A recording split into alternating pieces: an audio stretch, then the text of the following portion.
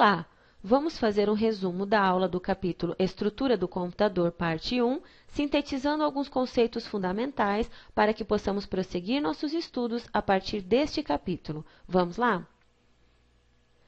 Para um computador funcionar, é necessário haver hardware e software.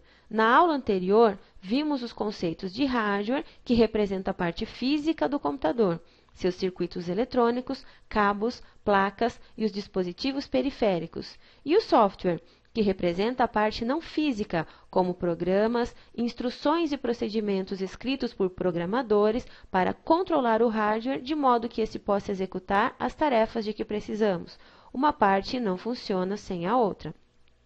O PC, computador pessoal, também conhecido como desktop, é a forma mais conhecida de computador, além de outros, como notebooks, caixas eletrônicos, telefones celulares, câmeras digitais, palm-tops e robôs.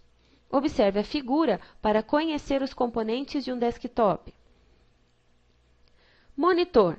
Exibe visualmente as informações ao usuário. Modem. Conecta ao computador à internet. Unidade do sistema. Abriga a placa-mãe, que interliga todos os componentes, como o processador, as memórias, as unidades de disco e a fonte de alimentação. Mouse. Usado para controlar o cursor na tela, selecionar opções em menus e acionar outros dispositivos exibidos. Alto-falante. Caixa de som com amplificador que possibilita ao usuário ouvir os sons como músicas, áudio de filmes e de avisos enviados pelos programas. Impressora. É usada para imprimir documentos, fotos, trabalhos, relatórios, planilhas, gráficos. Teclado. Dispositivo no qual digitamos textos, confirmamos comandos, passamos as informações solicitadas pelo programa. Gabinetes. O gabinete é de grande importância, pois organiza e fixa os seus vários componentes, como HD, CD, DVD-ROM, placa-mãe, placas de expansão com conectores externos, USB, serial, vídeo, som, etc., sustenta a placa-mãe e protege as placas do contato direto com pessoas, umidade, energia estática e poeira. Existem vários padrões no mercado. Os mais conhecidos são o AT e o ATX. Existem gabinetes em formatos conforme apresentado na figura. São esses os mais comuns. Gabinetes horizontais, que são colocados sobre a mesa, com um monitor por cima. Menores que os verticais, torre, são indicados para quem tem pouco espaço. Gabinetes verticais, mais conhecidos como torres, são encontrados em duas versões, diferenciadas pelo tamanho, torre e mini-torre. Gabinetes SFF, Small Form Factory, ou fabricados em formato pequeno. Modelo extremamente compacto, aceita somente componentes de notebook em seu interior e não permite expansão interna de placas, a não ser pelas portas de conexão externas, na maioria somente USB. Fonte de alimentação. A função da fonte de alimentação é transformar a energia elétrica que vem da rede através do cabo de força, preparando-a para que chegue aos componentes do computador de forma adequada. Antes de ligar uma fonte na tomada, devemos verificar o seletor de voltagem, que se encontra próximo ao conector do cabo de força. Algumas fontes não têm chave seletora de voltagem. Isso pode indicar que são automáticas, bivolt ou auto-range, e se adequarão sozinhas à voltagem conectada. Instalação elétrica. Para funcionar adequadamente, todo aparelho eletrônico precisa de uma alimentação elétrica de qualidade e dispositivos de proteção. Sem os devidos cuidados em relação a esse quesito, um computador em perfeito estado pode apresentar defeitos e até queimar. O computador utiliza o plug tripolar, 3 polos, ligado a uma tomada corretamente polarizada. Equipamentos ligados à rede elétrica costumam ser vítimas de descargas eletrostáticas, raios. A descarga elétrica pode invadir a rede e ser transmitida até seu computador. Existem vários equipamentos usados para bloquear o fluxo de energia, caso a tensão aumente mais que o normal. É o caso do filtro de linha. Para normalizar as variações na voltagem que ocorrem normalmente no fornecimento de energia elétrica, utilizamos o estabilizador, pois essas variações podem causar falhas nos equipamentos ou diminuir sua vida útil. A falta de energia também é um problema.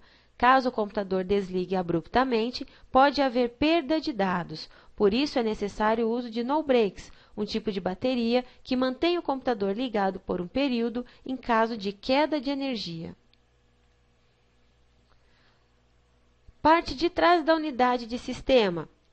Acompanhe a figura para conhecer os componentes do lado posterior do gabinete. Fonte de alimentação é onde se conecta o cabo de energia que alimenta o computador.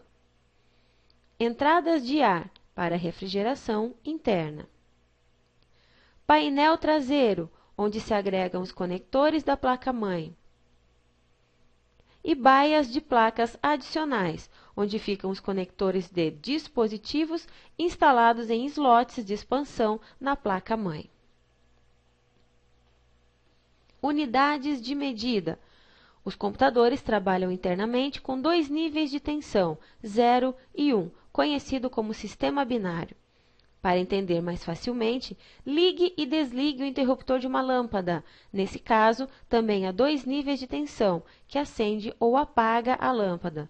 No computador, é usado o bit, que possui dois estados, 1 ligado e 0 desligado.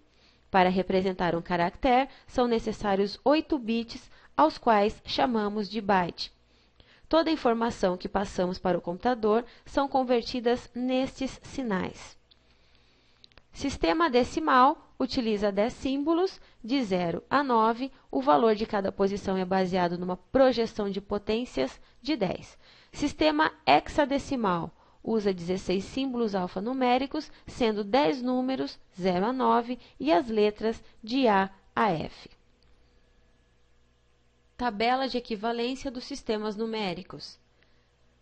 As unidades do sistema decimal são representadas por valores que correspondem ao intervalo compreendido entre 0 e 15. O sistema binário é representado por 4 dígitos, começando por uma sequência de zeros e acrescentando no final 01, 10, 11 e assim sucessivamente. A unidade hexadecimal é representada por valores que começam pelo 0 até F. A partir do 10 é representado por letras, como por exemplo, 10 é igual a 11 é igual a B e assim por diante. Conversões numéricas. Vamos aprender agora a fazer as conversões entre os sistemas numéricos. Decimal em binário. A operação consiste em dividir o número decimal sucessivamente por 2 até encontrar o quociente 0. Os restos obtidos e tomados na ordem inversa são equivalentes ao binário. Por exemplo, vamos ver o 25 dividido por 2. 12 e resta 1. 12 dividido por 2 é igual a 6 e resta 0. 6 dividido por 2 é igual a 3 e resta 0. 3 dividido por 2 é igual a 1 e resta 1. Como 1 é menor que 2, consideramos o quociente igual a 0. Tomamos os restos de forma inversa e chegamos ao binário 11001. Binário em decimal. Vamos agora converter o binário que encontramos novamente em decimal. Da direita para a esquerda, elevar cada bit utilizando a base 2. 2 elevado a 0 é igual a 1. 2 elevado a 1 é igual a 2. 2 elevado a 2 igual a 4. 2 elevado a 3 é igual a 8 e 2 elevado a 4 é igual a 16. Multiplicar os números encontrados pelos respectivos bits. 1 vezes 1 é igual a 1. 2 vezes 0 é igual a 0. 4 vezes 0 é igual a 0. 8 vezes 1 é igual a 8. 16 vezes 1 é igual a 16. Somamos os valores encontrados e chegamos a 25. Decimal em hexadecimal. A operação consiste em dividir o número decimal sucessivamente por 16 até encontrar o quociente zero. 1.265 dividido por 16 é igual a 79 e resta 1. 79 dividido por 16 é igual a 4 e resta 15. 4 é menor que 16, então consideramos o quociente zero. Depois, devemos pegar os restos de baixo para cima, lembrando que o número 15, na base 16, é representado pela letra F. Hexadecimal em decimal. Vamos converter o hexadecimal 4F1 em decimal. Elevar cada elemento do decimal por 16. 16 elevado a 0 é igual a 1. 16 elevado a 1 é igual a 16. E 16 elevado a 2 é igual a 256. Depois, vamos multiplicar cada elemento pelo valor encontrado. 1 vezes 1 é igual a 1.